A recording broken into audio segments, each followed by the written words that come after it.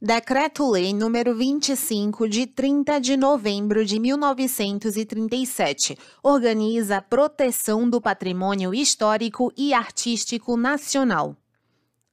Capítulo 1. Do Patrimônio Histórico e Artístico Nacional. Artigo 1º. Constitui o patrimônio histórico e artístico nacional o conjunto dos bens móveis e imóveis existentes no país e cuja conservação seja de interesse público, quer por sua vinculação a fatos memoráveis da história do Brasil, quer por seu excepcional valor arqueológico ou etnográfico, bibliográfico ou artístico.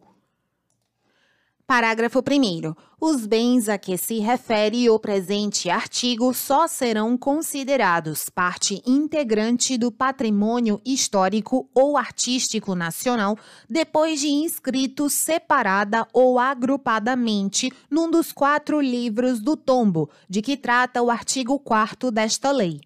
Segundo, equiparam-se aos bens a que se refere o presente artigo e são também sujeitos a tombamento os monumentos naturais, bem como os sítios e paisagens que importe conservar e proteger pela feição notável com que tenham sido dotados pela natureza ou agenciados pela indústria humana. Artigo 2º. A presente lei se aplica às coisas pertencentes às pessoas naturais, bem como às pessoas jurídicas de direito privado e de direito público interno. Artigo 3º. Excluem-se do patrimônio histórico e artístico nacional as obras de origem estrangeira. Item 1. Que pertençam às representações diplomáticas ou consulares acreditadas no país. 2. Que adornem quaisquer veículos pertencentes a empresas estrangeiras que façam carreira no país. 3. Que se incluam entre os bens referidos no artigo 10 da Introdução do Código Civil, que continuam sujeitas à lei pessoal do proprietário. 4. Que pertençam a casas de comércio de objetos históricos ou artísticos.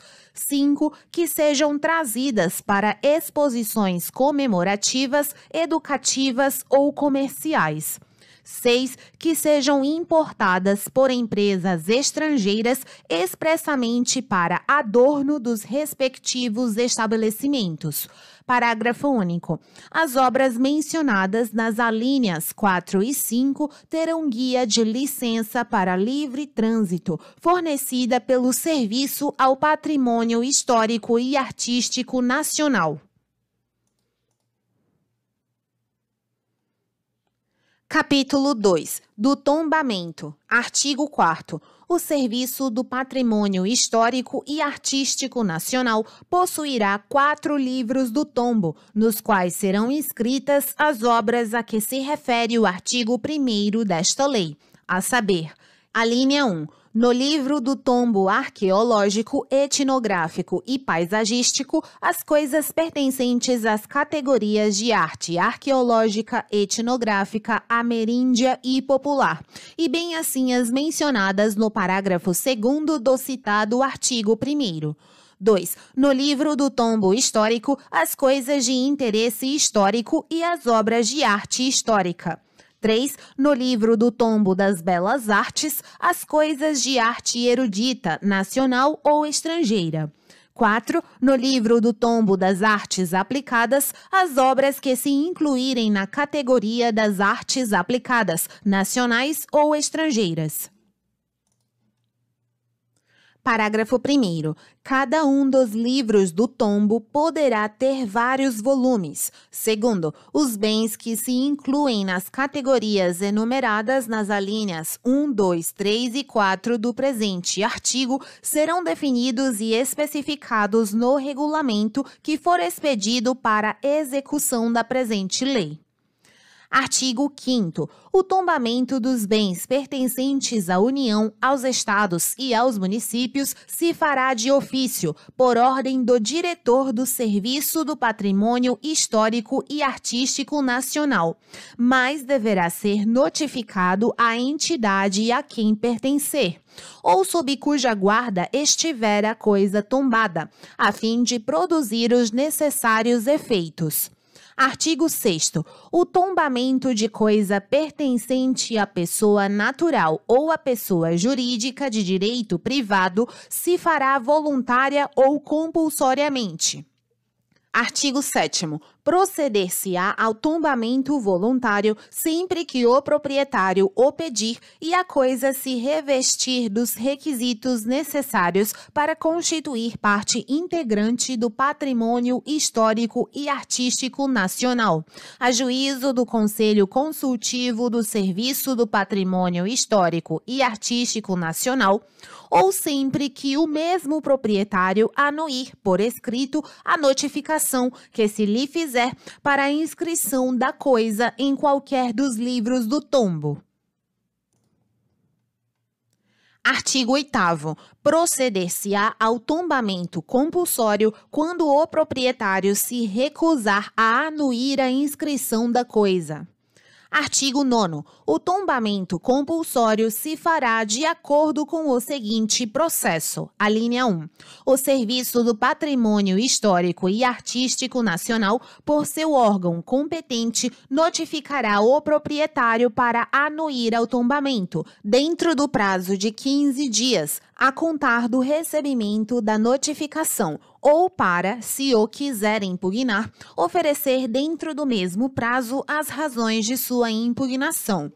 2. No caso de não haver impugnação dentro do prazo assinado, que é fatal, o diretor do Serviço do Patrimônio Histórico e Artístico Nacional mandará por simples despacho que se proceda à inscrição da coisa no competente livro do tombo. 3. Se a impugnação for oferecida dentro do prazo assinado, far-se-á vista da mesma, dentro de outros 15 dias fatais, ao órgão de que houver emanado a iniciativa do tombamento, a fim de sustentá-la.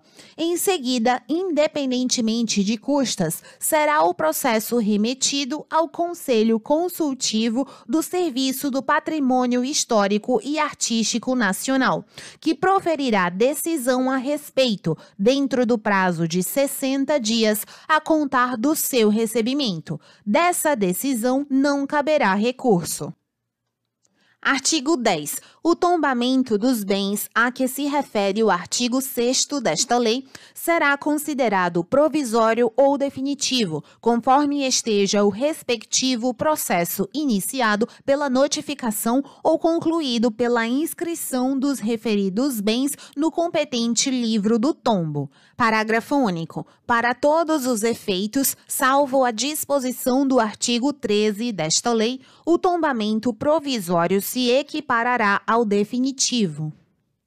Capítulo 3. Dos efeitos do tombamento. Artigo 11. As coisas tombadas que pertençam à União, aos Estados ou aos municípios, inalienáveis por natureza, só poderão ser transferidas de uma a outra das referidas entidades. Parágrafo único. Feita a transferência, dela deve o adquirente dar imediato conhecimento ao Serviço do Patrimônio Histórico e Artístico Nacional.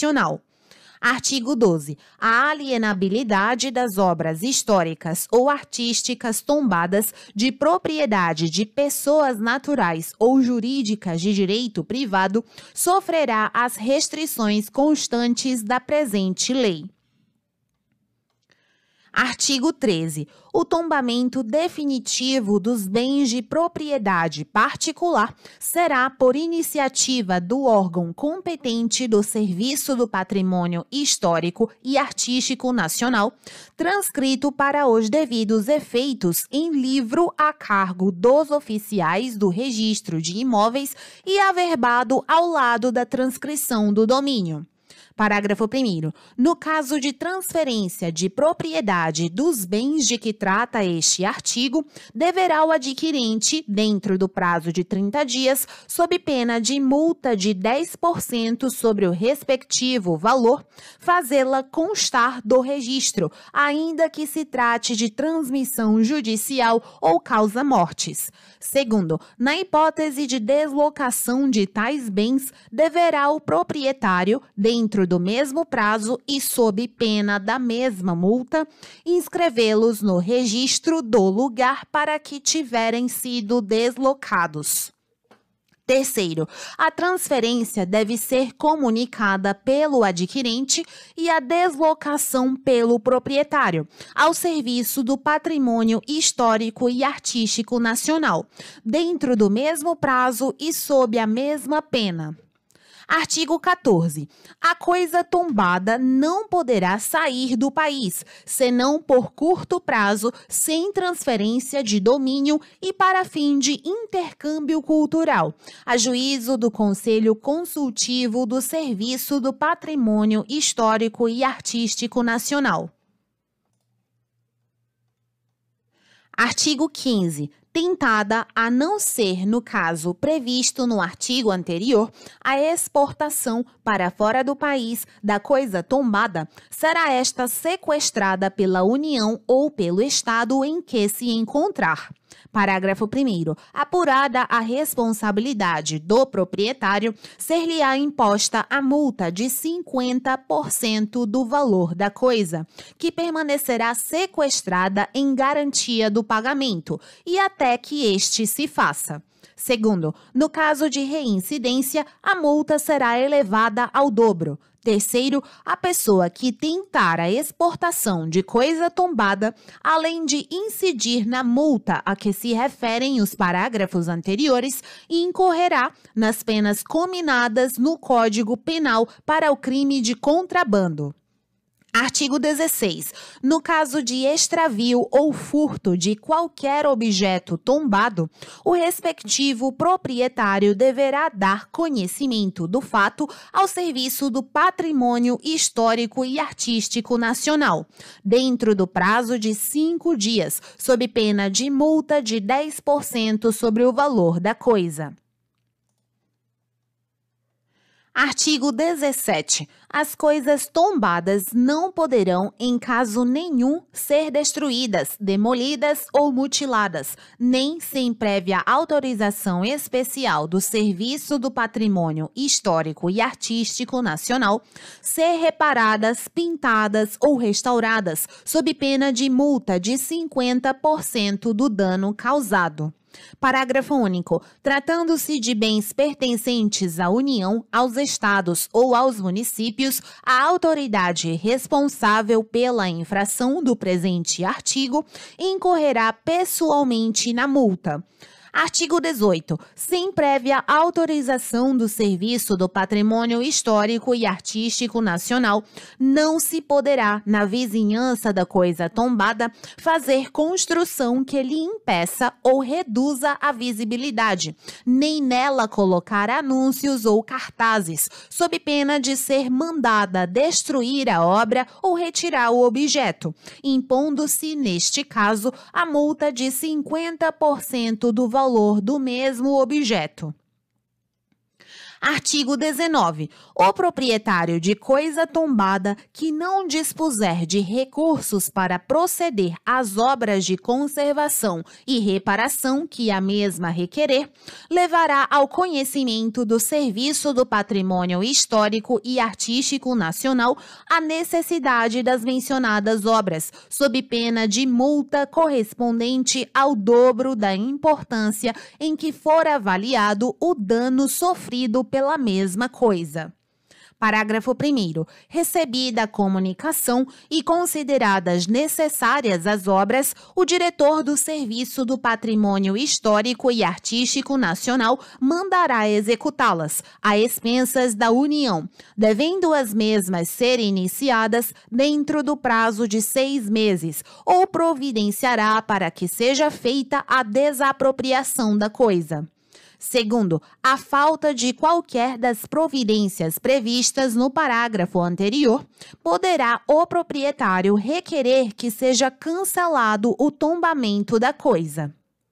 Terceiro, uma vez que verifique haver urgência na realização de obras e conservação ou reparação em qualquer coisa tombada, poderá o Serviço do Patrimônio Histórico e Artístico Nacional tomar a iniciativa de projetá-las e executá-las, a expensas da União, independentemente da comunicação a que alude este artigo por parte do proprietário.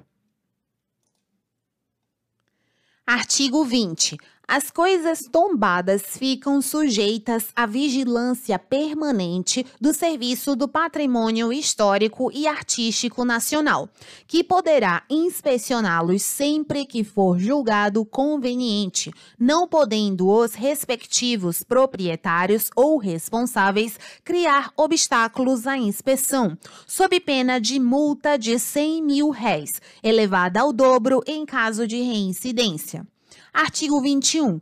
Os atentados cometidos contra os bens de que trata o artigo 1º desta lei são equiparados aos cometidos contra o patrimônio nacional.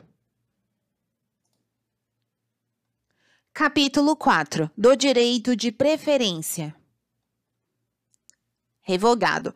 Capítulo 5. Disposições gerais. Artigo 23. O Poder Executivo providenciará a realização de acordos entre a União e os Estados para melhor coordenação e desenvolvimento das atividades relativas à proteção do patrimônio histórico e artístico nacional e para a uniformização da legislação estadual complementar sobre o mesmo assunto. Artigo 24. A União manterá, para a conservação e a exposição de obras históricas e artísticas de sua propriedade, além do Museu Histórico Nacional e do Museu Nacional de Belas Artes, tantos outros museus nacionais quanto se tornarem necessários, devendo o outro sim providenciar no sentido de favorecer a instituição de museus estaduais e municipais com finalidades similares. Artigo 25.